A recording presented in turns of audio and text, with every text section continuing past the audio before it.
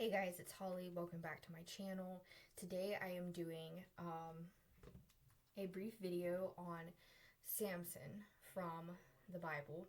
And now this is part of my kind of like mental and emotional wellness series that I have going on right now, which is where I kind of just talk about, some different Bible characters on an individual level and kind of discuss, what they're going through as far as their anxiety, depression, their feelings, and things of that nature, because we have many biblical examples of, things, disturbing people in the mind. And so I feel like, like I've said before, I feel like this is an example for us as we live today, that this kind of thing is, relatively normal. And so today we're going to be talking about Samson. And so Samson is known as the strongest man in the Bible. And he was also a biblical hero. So he's very, very big, very, very strong. Really, no one could hold him. No one could, no one could hold him down. He was just really, really tough.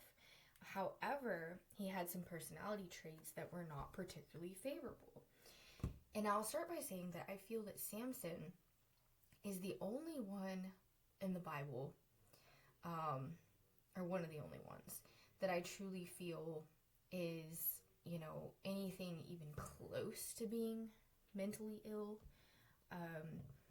Like I've said before, I don't feel that a lot of these others that have struggled with depression and stress and things of that nature, I don't feel like that should be considered mental illness at all. I have a very strong opinion on this and on people in general when it comes to anxiety, depression, PTSD, etc. And so, like for example, we have, Elijah, Job, Paul, we have David, King David. All of these, I don't feel that those should be considered mental illness. But I think, someone that doesn't have the greatest of intentions, someone that has no regard for safety, those types of things, I feel like should be more considered, somewhat of a mental illness. Because I just don't feel like people should be called mentally ill just because they are, feeling a certain way, feeling sad or stressed or anxious. So without further ado, let's talk a little bit about Samson. So, if you Google Samson Disease, which is similar to antisocial personality disorder, which is fairly common, so they determined that Samson's behavior, as described in Judges 13 to 16, met the diagnostic criteria for deceitfulness, a failure to conform to social norms, defiance of the law, impulsivity, irritability, and aggressiveness, flagrant disregard for the safety of self and others, and a lack of remorse for his actions. So obviously these are bad qualities. These are crappy qualities in a person, and these were the qualities that Samson had. And so, despite the fact that he was a biblical hero and he was so big and strong. And in my opinion, I kind of think he was a bit of a narcissist too. And so these are all negative personality traits. But when we go into talking about people, other characters in the Bible that are feeling despair, sadness, hopelessness, guilt, etc., those are just, feelings that we all feel. And that should not be considered mental illness. Like with Martha, for example, a lot of scholars try to say, oh, she had an anxiety disorder. Like, she was just high strung. I've talked about this before. I did a whole separate video on Martha. But, you can't go calling somebody mentally ill just because of one or two different accounts. Like, you have to look at the whole entire life of the person. You have to look at the whole picture. And so, that's really all there is to it. But, to call somebody mentally ill just because they're having feelings and emotions like that, mentally ill should be reserved for people that want to harm, people that want to hurt people and have no regard for other people. In my opinion, that should be considered more of a mental illness. So I really feel like, Samson is one that's talked about a lot in the mental health community when it comes to talking about mental health from a biblical perspective. And so let's talk about antisocial personality disorder real quick. And, you know, there's nothing wrong with being an introvert, just to put that out there, because I am an introvert. I like some people, don't get me wrong. I don't like crowds. I don't like going anywhere that I don't really want to or have to. I'm not the type of person that parties. I've actually never been to a house party in my whole life, or anything of that nature. I've always been, you know, just kind of kept a close little circle of friends. There's nothing wrong with that. But in Samson's case, things are a little bit different. So, alright. So I'm reading from my phone again, obviously. So, antisocial personality disorder. So, I'm going to Google that real quick. So, it's characterized by disregard for other people. Those with ASPD may begin to show symptoms in childhood, but the condition can't be diagnosed until adolescence or adulthood. It's common, more than 200,000 U.S. cases per year. Treatment can help. The condition can not be cured. Chronic can last for years or be lifelong, just like with anything, you know, psychological. So, essentially, it says here, what does antisocial personality disorder look like? People with this can be witty, charming, and fun to be around, but they can also lie and exploit others. People with this disorder appear uncaring and don't show remorse for their actions, like I said before.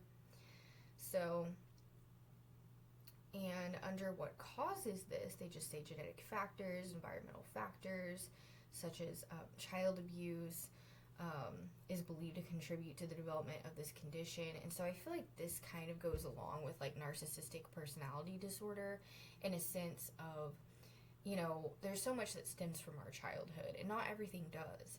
But if you are raised in a way, you know, that you are being abused or neglected, whether it's physical abuse or mental, emotional, both, spiritual abuse, all these things, if you go through these things as a child, there's a much higher possibility that when you get older that you will exhibit symptoms of narcissism or, you know, this antisocial personality disorder. Because basically what happens is when you are young, you're so vulnerable and you're so dependent on whoever's taking care of you, or lack thereof.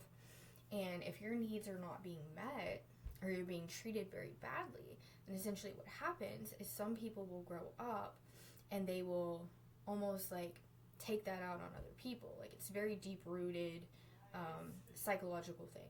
A lot of it's subconscious, and people will, you know, it's basically the concept of, okay, well, this is what happened to me as a kid, so I'm going to grow up and I'm going to treat people the way that my parents treated me. Or, you know, my parents had no regard for others, or they, you know, hurt me and hurt other people, so I'm going to go do the same thing, or maybe even worse. And so it's kind of just a very basic example. And again, with narcissism, I've talked about this before, but narcissism generally stems from a childhood of not having your needs met, be it physical, a lot of times emotional, basically being forced as a child to have to look out for yourself, you know, at a very young age too, sometimes. And that's where narcissism usually stems from. So, you know, not saying it can't come from other things, but for the most part, that's generally what happens. And so our childhoods are so important because, you know, if we are, you know, so heavily abused or neglected, or, you know, really, really bad things happening, then this definitely increases the chances that this will happen when you're older. However, I feel that people have a lot of control over this.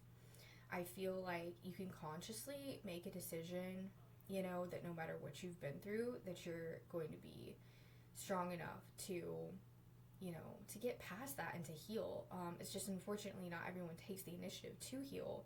Not everyone takes the initiative to say, hey, you know, coming from a place of awareness about what they've been through and about what can happen if they don't take control and, you know, attempt to heal themselves, you know. And so, yeah. And so that is Samson antisocial personality disorder. You know, so I would go with saying that the antisocial personality disorder, I would consider that, you know, kind of like mental illness. You know, and that's something that, again, something that can be dangerous, something that is harmful to society, something that is a threat to society. I personally know a few people that I could apply this to, and I've known many people in my life that I could apply this to, and I think I see people in public on a daily basis that this would probably apply to. And it's very sad and it's very unfortunate. I feel that this is on the rise, but, you know, empathy is really what's going to ultimately, you know, save the world, in my opinion. Compassion, empathy. If you don't have that, it's pretty bad. Unfortunately, we live in a society where a lot of people do not have empathy and compassion, and that is where, in my opinion, the problem lies, ultimately, with our society.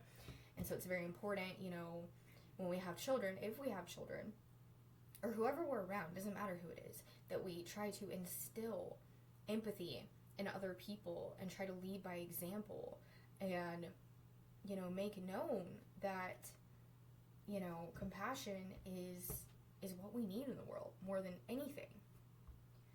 So that's really all I have to say about Samson in this situation. There are some other things too that some scholars say about Samson, but he was aggressive, he was impulsive, irritable, etc. And that's not good. That's not something, you know, we want. Those are very negative traits. So again, sometimes they will call this Samson Syndrome. So basically, there are so many different articles that you can read online about these kinds of things. So,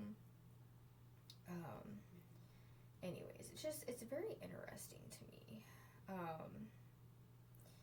But yeah, so, I don't know, I've read so much information on Samson Syndrome. Like, part of it is where they talk about, like, the mental, you know, stuff going on, but then there's also something called Samson Syndrome illness, in which, it is a muscle disease, but they call it that.